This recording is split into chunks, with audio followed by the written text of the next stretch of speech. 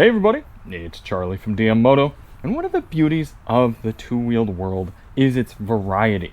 Looking right here at the motorcycles I have in the fleet, I have a classic retro-looking single-cylinder air-cooled lightweight bike. I have an all-electric dual sport kind of adventure-y sort of bike, and then I have this kind of easy-riding adventure-y scooter. There are just so many different bikes that you can get for different riding styles, for different riding preferences, for different riders. And with the advent of electric powertrains, and more powerful and capable electric powertrains, we're seeing the two-wheeled world move more broadly away from simply internal combustion setups like this to simple electric setups, which is why I want to get into testing some electrified bicycles as well. So obviously, still covering the big bikes, still love my motorcycles, but if we want this sport to continue and to grow, we need to catch riders at young ages, possibly before they have licenses, and in different sort of budgets and lifestyles. So this is the new Mars 3.0 from Heybike. This is a folding Class 2 electrified bicycle, and it's supposed to be something that you can ride casually around town, that you should be able to do some off-roading with. Should be a very versatile piece of two-wheeled equipment. So I am going to get it unboxed right here to show you exactly what it's like coming from Heybike, and then I'm going to test it for a few weeks and give you my thoughts about what it's been like having the Mars 3.0. And I've had a few electrified bicycles before, but they're both Class 1s. We had the Ducati and we had the Yamaha Moto. But this is my first Class 2, so I'm kind of interested to see what it's like. And I should point out that this video is sponsored. The bike was given to me by Heybike, but I will not hold back in telling you exactly how I feel. Just like I'll be honest with you on the W230, on the Can-Am Origin, that's going to be a whole story, and the ADV 160. I'm going to be just as honest as with those as I am with this, the Mars 3.0. So this is exactly how it comes from their factory, or at least their distribution place here in California. And I mostly want you all to see some of this unboxing, because if you want to buy yourself one, then I want you to know exactly what to expect. I don't want it to just be like oh hey, I've got the bike, here it is, it's all ready to go. If this part is frustrating, I want you all to know it. Okay, this is going to be pretty decently involved, so I'm going to at least get everything out here on camera, and I'm going to follow these instructions. This isn't exactly a how-to video, but I'll let you know if I have any sticky points or frustrations getting the bike all together. Oh geez, okay, alright, we got some steps here. Let's get into it. And here it is, the Heybike Mars 3.0 in Stormy Blue. I quite like this color. I'm decently happy so far with the general construction as well. Not too bad of an install process. Most of it was pretty straightforward, putting on the pedals, putting the little fender on and the wheel. There were, all the tools were provided, so that was nice. I ended up using my socket wrench for a few of the parts just to make it a little quicker and easier. But I took it around the block a little bit with the light, and it works. It works. They're not super clear in the instructions that you have to put the key in the bottom here and then turn it on, and then you can fire up the screen right here in order to use the bike. And then you can actually pair it up with your phone with the app, and you can see right here, as soon as it connects to my phone, it unlocks and it's ready to ride. So we'll go through all the functionality later on in the daylight and after a good time riding the bike and experiencing it in a lot of different sort of settings. But I'm excited because, let's be honest, as much as I love reviewing these sort of bikes, not everyone could justify $5,000 or $6,000 even for entry-level motorcycles at this point. This thing will do over 28 to 30 miles per hour. I need to see what the actual unrestricted top speed is, and you can easily put it in your garage, in your apartment, in your car, something like that. Cost you $1,300 and you'll be good to go. So let me spend some time with the Mars 3.0 and get back to you. It's been a number of weeks since I put together the Mars 3.0, and I've got to say, despite my initial reservations, there is a lot of argument to be made for an electrified bicycle like this. It isn't without flaws, we're gonna talk about those today, but for about $1,000, it's kind of remarkable how much freedom and enjoyment you can get out of a little two-wheeled machine like this, and how much usability, depending on how you're using it. So we're gonna go for a little ride today. We're gonna talk about my experiences so far with the Mars 3.0, what it is, what it isn't, and what makes it a desirable little machine here. But taking another look on it here, kind of all built out. I actually took it for a pretty significant ride last weekend, did some mild to moderate off-roading, some pretty intense hill climbing and city riding, and I had a great time with it. We're seeing it here with the light on, a little bit dirtied up, properly used. So let's get out for a little ride.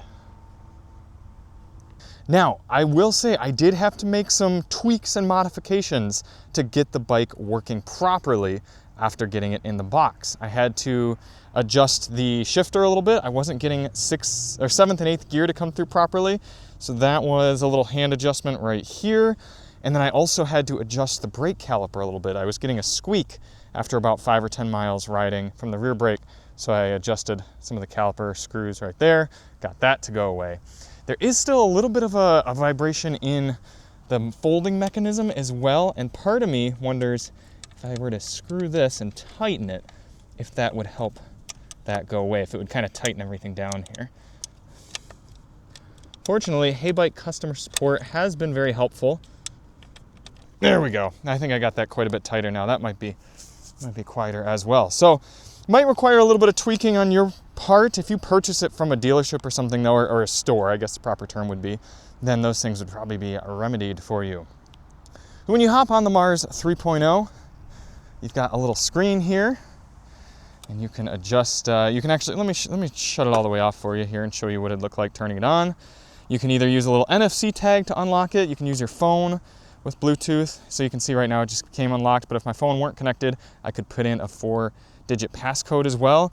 And I'm a little bit torn on that, plus the key underneath, because I mean, at the end of the day, this is still a bicycle. Someone could still scoop this and put it in the back of their truck or van and run away with it. So I'd still want to have a bike lock on it if I had it parked somewhere, but I guess if you were parked at home or at your school or something like that, or your place of work, I guess it'd be nice to just be able to lock it with the screen. And then you can choose between off, eco, tour, standard, sport, and turbo for the ride modes. And then you've got a normal shifter right here. So I was way up in 8th gear, but let me dial down here to 1st. And then you can see just riding it like a bicycle. Very quiet.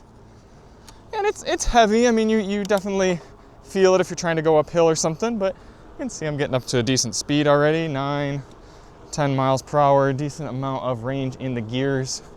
The crank arms are not particularly long on the pedals, so you do find yourself having to do a lot of pedaling. But once you're ready, you dial it up into eco mode, and then if you start pedaling, it gives you some assistance. You hear that motor kick in. And even in eco mode, you really take right off. But within the app, you can customize how fast you can go in each of these different ride modes. So there's a good amount of customization right there. Now, I actually unlocked the speed limiter to go all the way up to the top, as fast as it'll go. So to do that, you hold these two buttons, get into this little menu, go over to basic settings, down to advanced settings, and then speed limit. Now I technically set it to 100 kilometers per hour.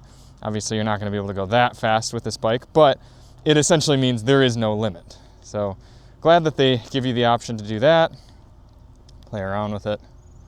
Now you do have blinkers on here, however, you don't get any sort of indication that your blinker is on, any sort of audio or visual indication. So I have found myself leaving my blinkers on a lot accidentally, and you can't see that they're on or anything. So that's a bit of a flaw in my eyes, but got a pretty loud horn that's kind of obnoxious there too. So that's good. So now at the beginning of the video, I said that this is a Class 2 e-bike, but it can also be used as a Class 3 e-bike and sort of enabled, again, with the power levels and in the settings. So I can ride this around, go very, very fast speeds, all the way up to that 28 miles per hour plus, depending on how the software is used. So if I dial this up into sport, for example, get all the way up into 6th or 7th gear, and it really takes off, giving me that maximum 1400 from the hub motor in the rear. I come out on this corner, start pedaling, and then between my legs, the gears, and the motor, I mean, you get up to speed pretty quick. Now, here we have a classic situation, coming out onto a main road, get into the bike lane, which we're gonna talk a little bit about sort of my feelings on the legality of these bikes here in a little bit.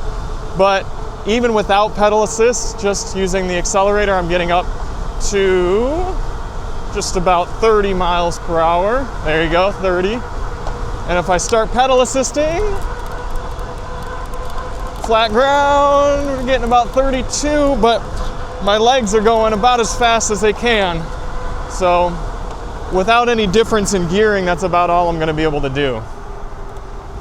Still, that's pretty darn quick, and to the point where I would actually rather be wearing something like a full face helmet rather than just a little bicycle helmet. What do you think? Should we dust this person on the little scooter?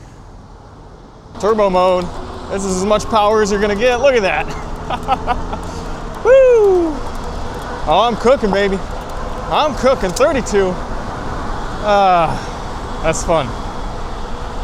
So hopefully you can hear me all right here, but again, 31 miles per hour going down a road like this. I've got full suspension to absorb bumps. I got 4-inch tires, again, to help with stability. And technically speaking, I don't even need to break a sweat because I've just got my throttle hand all the way down. I guess it's not a throttle on a bike like this, more of an accelerator. When you're just kind of cruising steady state right here, the motor said, like on the documentation and everything, it says 750 watts sustained for the hub motor. However, I've been seeing above 900 watts sustained. So it's kind of cool that it's actually outperforming. So I don't know if maybe that's 750 watts when you're running at like 50% state of charge. Maybe it's kind of an in-between thing like that. Now the Mars 3.0 has what's called a torque sensing hub motor, which means as you get pedaling, it's going to sense how much torque you're applying and adapt that power assistance to your pedaling. So it's supposed to feel fairly natural. And it does a pretty good job with that, especially in the lower ride modes. If I'm in something like standard and I start pedaling a little bit here in 8th gear, it's giving me 300, 400 watts of assistance, whatever. If I pedal a little bit harder, jumps up to 700. If I pedal even harder, jumps up to, okay, well in standard it's limited there, but if I go to sport, then it jumps up to about 900. In the higher ride modes like sport and turbo, it doesn't feel very intuitive. It just kind of blasts way more power than you feel like the bike should be providing. So I actually find myself typically riding in eco or standard because I actually want a little bit of a bicycle exercise workout at sometimes. So right now, if we check my Pixel watch, I'm doing 130 beats per minute on my heart, riding about 20 miles per hour in eco mode, 8th gear, flat road. This is about how I would like to ride a bike like this. So if I dial it with no help, then it really starts slugging down with these tires and everything. But yeah, eco is just kind of that nice little bit. I'm getting a little bit of assistance. Battery's not working very hard. I'm not working super hard, but I'm getting a little bit of exercise. I've also been pretty happy with the suspension. If you lock it out, then it's gonna ride a little firmer. I kind of like having it unlocked, give me lots of nice springiness there. It absorbs everything from these littler bumps in a smooth trail like this to more off-road sort of situation like this or worse, like I was riding the other day. Really absorbs the bumps well. Now it's nothing like any sort of mountain bike, but anything that you're gonna be hitting on kind of a day-to-day commuter sort of basis, it handles surprisingly well. So I like having the full suspension on there. So let's talk e-bikes in general briefly. I'm so torn on them because on one hand, I love the freedom, accessibility, and two-wheeled experience that they unlock for new riders, for experienced riders, wherever you are in age or life situation. This is the new moped from the 60s and 70s. This is what kids should be able to hop onto at age 12 or 14 and get some sort of special licensure and be able to ride around to school or to their jobs. And start to enjoy life on two wheels. If we as motorcyclists, because this is a primarily motorcycle channel, if we as motorcyclists want our sport to survive and thrive in a modern world, then we need to embrace this new technology and see it as a positive rather than something that should be avoided. However, lawmakers are so consumed with passing bills that are going to continue to benefit the 1% and screw over average people like you and me, that they're not passing rules that would genuinely benefit everyday society with bikes like this. If there were a way for people to become registered and licensed to ride these sort of bikes in a more accepted manner, there would be less negative stigma around them. I would love to be able to go out and purchase a Teleria or a Sur-Ron and ride it around town like a motorcycle. But there's so much more that goes into being legally allowed to ride a motorcycle and also legally registered as a motorcycle, that you get products like the BMW CE02 that are way too heavy, way too expensive, and way too limited in ability. And then you have bikes like a Sur-Ron Ultra B that can essentially do everything the same but costs a whole ton less and is much more fun to ride, but is not street legal. So we need to modernize what is accepted in the e-bike community. And not only that, when you move away from something more like an electric motorcycle to more of an electric bicycle like this or an electric mountain bike, here in Orange County, California, it's a perfect example of I don't know the legalities on so many trails around here as to whether I can be riding a bike like this on the trail, and if I can, what modes am I allowed to be in? There's so much ambiguity in what is legally allowed and then what is socially accepted for a powered bicycle like this. So me, as somebody who's a general rule follower, I would love to just go out and rip this little thing around on all sorts of trails and paths and go up to its 30+ mile per hour abilities and limits, but I don't want to be that guy who's ripping by people at 20 miles per hour on a trail that isn't even supposed to be used by mountain bikes or electric bikes, that is. Woo! Let's see what we can get here. 30. Not quite 33. Woo! Look at how beautiful this is. Out here, coming right up on the Pacific Ocean, and I can ride through nice and calm and quiet and something like this. But because of the electrified aspect and the large battery, it allows me to do about 60 miles or so at medium speeds. That means I can cover a lot of distance and still get to see a lot of things in a short amount of time. So around here I can ride slower, calmer, take it in. Then when I need to get back to my house, I can just cook. Now here is kind of an example of what I don't particularly care about the accelerator application when you're riding the Heybike, is it's kind of an on-off switch. As soon as you start turning the accelerator, it's providing almost full throttle. It's not a progressive throttle. I know I keep saying throttle, just bear with me. And also, there is a slight delay when you twist to when you actually get the power. So if I'm right here, I'm stopped, and I twist, there's just the slightest on-off delay, which means it's hard to actually ride it kind of like a motorcycle and have that throttle snappiness and responsiveness. So from that regard, it is a little bit frustrating. Also, because it is the folding bike layout, the way the rake is, with how right up and down it is, it's not very stable off-road, and there's a twitchiness to it that's not gonna instill a ton of confidence.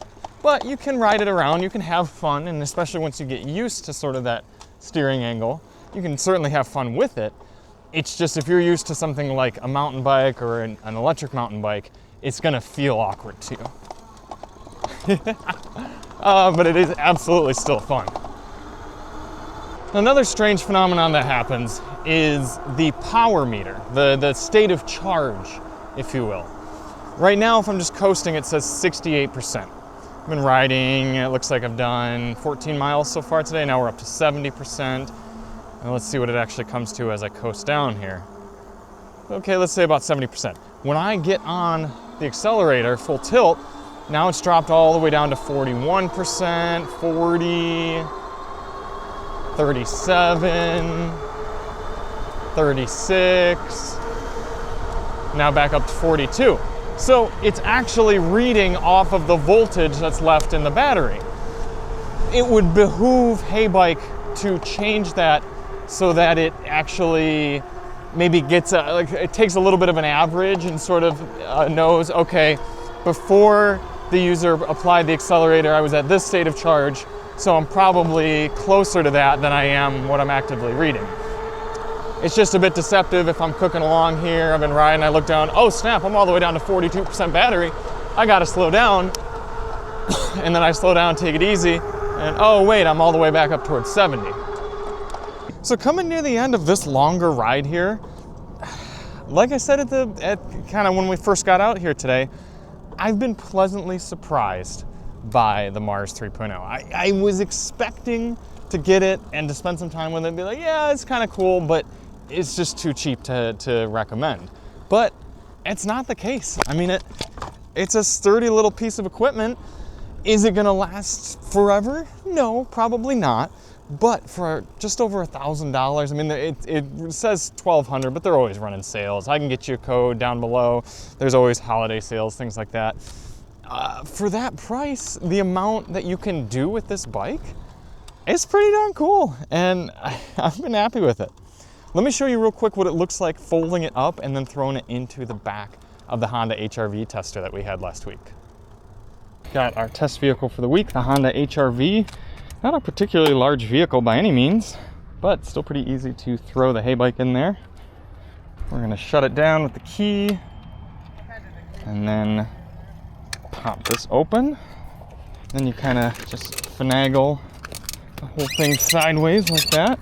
And then it's got a stand, so it sort of leans forward. You can pull this.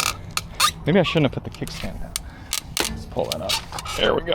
Then you can put it all together, and you have kind of a few options. You can either just, if you have a larger vehicle, put it in like this, or you can go a few steps further, pull this up, and then fold the handlebars down. And that helps you get a little more clearance. The pedals do technically fold up as well, but you can see it's holding itself there. Open up the trunk. Got our lace fit floor liner there. Helping keep the HR-V protected. And sort of lift from down here. It's a bit cumbersome and a bit heavy again, 70 pounds, but he's in. Look at that. Just like so. Pretty nifty. So thank you all so much for watching. Thank you to Heybike for sending us the Mars 3.0.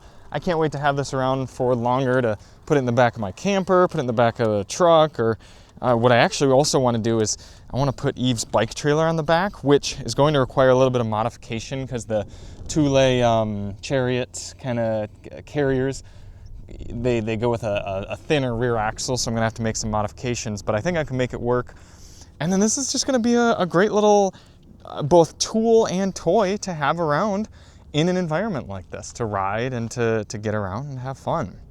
So I look forward to covering more electrified bicycles and kind of running that gamut from entry level like this all the way up to big things like the the Harley, the live wires and zeros and everything.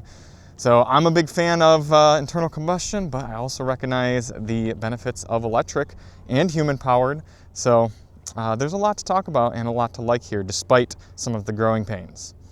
And we'll see you on the next one. I'm Charlie from DM Moto, and as always, ride on. I do want to mention at the end of the video here, getting back toward the end of my ride, we're down to about 10% state of charge when at full accelerator. We're only doing about 625 watts, now we're down to 8. So we are definitely losing maximum power. Let's see if I roll off the accelerator, we get back up to, okay, 30, well, 31% state of charge, and I've been riding for about 22 miles. 22 hard miles. But yeah, technically some people are gonna come in the comments. Oh wait, let's see what happens if I give it full accelerator right here. How much power do we get? 874, 715, 673. Yeah, so we're about just under half of max right now.